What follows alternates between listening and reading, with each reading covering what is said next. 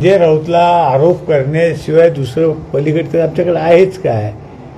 संजय राऊत फक्त सकाळी 9:30ला टीव्ही चालू केली की पहिले तो शिव्या देतो, आरोप करतो. याच्याशिवाय संजय राऊतकडे कुठलंही काही नाही. मला काय म्हणायचं की आम्ही जसं आता आपण स्ट्राईक रेट बघितला, शिवसेनेनं किती जागा उभा केल्या, किती आल्या, आणि उभाठाणा किती जागा लढवल्या, किती आल्या हे आपण बघितलं. आम्हाला उमेदवारी थोडी उशिरा मिळाली, त्याच्यामुळं थोडाफार आम्हाला जागा आणखीन काही वाढल्या असत्या.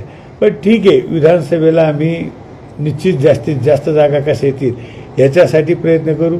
संजय राऊत जे बोलतात त्याला कुठेही मला एक सांगायचं आहे की संजय राऊतचे हे बिनबुडाचे आरोप आहे.